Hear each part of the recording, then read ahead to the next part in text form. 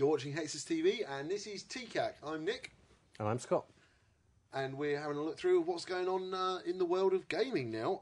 And it's not really gaming related. This is more media related, so you should be doing this one, actually. Well, you've started, so you'll finish. Now, I'm already doing it. Okay.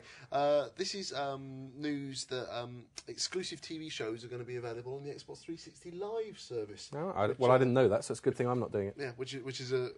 I know that you're a big fan of the Live service, though, aren't you? Oh, yes. Yeah, you do like it, because you like using your nunchuck with it, don't you? I love a live servicing. Right, okay. Basically what it is that English-born Hollywood producer Peter Safran, who did Scary Movie and Heist, has hooked up with Microsoft in a deal that will see original TV content produced exclusively for Xbox Live. Okay, and what's the thinking behind that? Is that going to further sort of drive demand for Xbox Live in general, or what? Well, I think it shows a move in general for streaming to people's homes. Of media of any sort, really. The live service has been gradually evolving with each sort of like update. You get like the spring update, the autumn update, major updates, those ones. And you can now sort of like rent movies. So you download the movie to your 360 and it lasts for 3 days and then deletes itself or disappears. So just as we already know, I'm not very savvy on consoles, bit of a PC man myself. He loves doing these parts of the shows. Yeah, but basically, so I've been playing online on PCs for ages, and more recently we've been able to play online through consoles. Yeah. But it's become more than just a facility to play online. It's become a whole sort of web-enabled sort of service. The live service is completely bespoke for the Xbox 360. So if you take, say, the PlayStation Network, which is the PS3 from Sony, it's their equivalent. Theirs is very much a web page, and you use your joypad to click, you jump to hotspots. Whereas with Marketplace and Live, which is part of Marketplace is part of Live, you've got nice big bold buttons, and you click through them, and they go through the submenus. So it's not even like a menu format; it's buttons. So you want to get game downloads, you go there and your game download page, and you can look at like all genres, recent stuff. And this is stuff you can't access just normally on the internet specifically. Some of it is integrated through Xbox.com. Okay. So you can have like your gamer tag with like games you recently played, your total achievement points or whatever. You can have that there, and you can check it through various mobile devices as well. So you can find out what your friends are doing. So you can be like in the queue at Tesco's, what's so and so?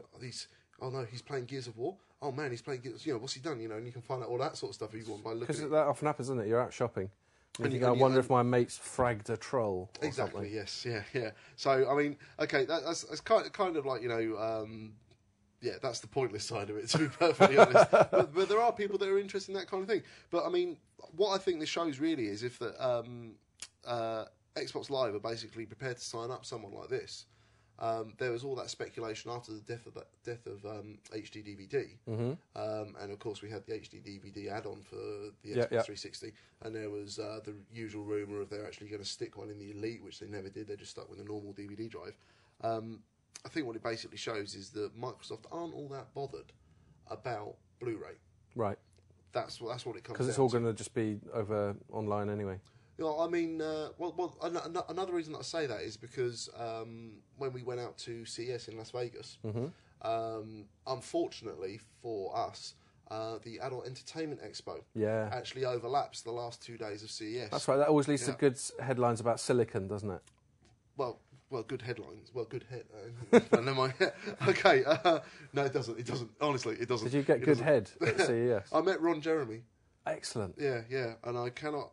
and it really depressed me, because you should never meet your heroes. Yeah. You should never meet your heroes. How many women do you think he's nailed in his life? Exactly, and the guy is pig ugly. Yeah. You sit there and you think to yourself, it's just, there is no God. There is no God. Ron Jeremy, who basically looks like he fell out of the ugly tree and hit every branch and twig on the way down. The Minger branch on the way down. It's still boffing copious amounts of but all he does have is just sort of supernatural control of his old chap. Exactly. Yeah. Up, down, release. Damn. Yeah. Well, it'd be up and release, wouldn't it, and then down. But never mind. Anyway. Talking to people at Adult Entertainment Expo, to get back on topic, talking to people at Adult Entertainment Expo, to get back on topic here, we asked them, Blu-ray, wasn't going to Sony weren't going to allow Blu-ray to be used as a media for porn. Right. Okay. So that left Schoolboy error, if you ask me. Well, it left only HD DVD. Right. But seeing as HD DVD just wasn't being taken up by the consumer. It was Warner who had the big announcement at CES, wasn't it? That sort of rained on their parade. That killed HD DVD. Yeah. But you know, we asked them what they thought they were going to do about high def, and they basically said, "We're not worried. We don't care. It's all download. Yeah. It's all download. Everything's going." But what about high def download? I mean, broadband bandwidths aren't very good for that. Still, are they? Over in the US, they are. Yeah. What are they getting in the US? In the US, you can get 100 megabit. Really? Yeah. And we're happy with 8. Yeah, well, this is it.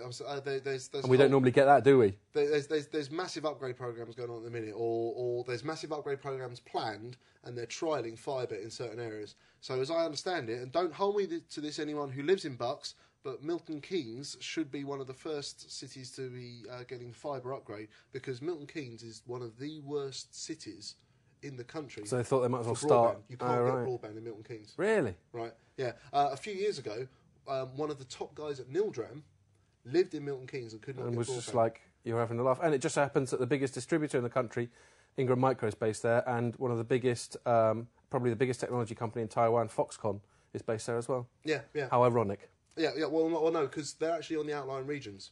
Okay, it's the city centre. Darkest Milton Keynes. Yeah, yeah. Well, what it basically is if you're near one of the original surrounding villages, you were connected to that exchange. Right. Okay, but the exchanges they built in Milton Keynes, they laid aluminium cable. And that's no good for broadband. Right. There's too much signal to noise ratio, right, too much signal loss. So where it's laid with copper cable, or you're laid to the exchange with copper cable, you can get broadband. So people living around the outside of Milton Keynes, but still Milton Keynes, get broadband. But anywhere near towards the centre of Milton Keynes, you're buggered. You ain't going to get it. That's funny. So, Milton Keynes is supposed to be this great sort of bit of urban planning and all that sort of thing. And they went, oh, yeah, how are we all going to communicate? By semaphore. It's quicker, I guess. By pigeon. Yeah, exactly, yeah. Yeah, so... so anyway, there's that fibre upgrade thing coming on. But 8 meg is still, even if you're only getting half of that, you're still going to be able to get a high def movie down in around about 2 hours or so. Really? Yeah. Okay. So it's not too bad. But I think it's an indication of the future in that people are looking at online streaming, and online services for even repeats of BBC got the iPlayer. Yep. So you can watch BBC shows. I mean, they should make that longer than a week, to be perfectly honest. It's only the last week's shows which you can get on that.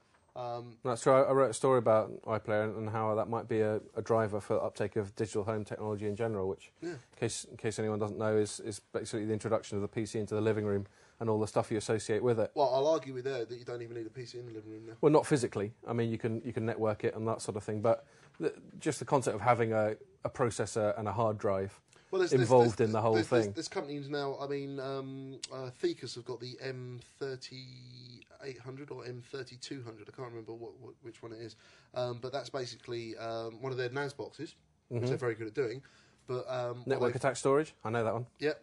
Network attached storage. And basically, what they've done there is they've stuck a little card in the back which decodes everything to HDMI, so you don't even need a PC.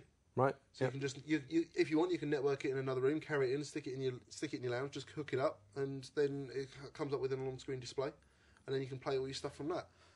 So there's all these sort of things. You can use the Xbox 360 as a media. Extender, and that then connects to your Vista or Media Center PC. So they're doing that. Have we got the equivalent things on the PS3 and the Wii? The PS3 has lots of video stuff going on. Wii, not so much. No, it's pretty much just a console still. Wii is Does it have a live thing at all? Wii has an online facility, so you can get like local news and weather and stuff like that, which is actually really quite cool. Okay, so basically though, what it means to me and the way I'm reading this is there was all this speculation when HD DVD died. That Blu-ray was going to be like, Blu-ray is now the de facto HD standard, and Microsoft were going to some way incorporate that either through standalone or putting a BD drive into. And they're just saying sod it. Well, I think what it basically is that they're basically saying like the world's changing, and people have got better broadband connections now, so they can just download what they want, and that's essentially what it comes down to. Is that if the porn industry isn't interested at all in worrying about BD because they're focusing on streaming, then why should Microsoft be bothered either? Not that I'm saying that Microsoft is following porn industry's lead, because the image of Steve Ballmer, exactly, yeah. But then again, hey, it worked for Ron Jeremy. That's true, and to be honest, Steve Ballmer does produce some great TV. I recently hyperlinked to his Monkey Boy dance in one of my stories, and it is just classic. And of course, there's the timeless developers. And he gets such a gratifying sweat on. Stop now, or I'll get my nunchucks out. Okay, well, this is telly. This is telly. Developers. Check back soon for more.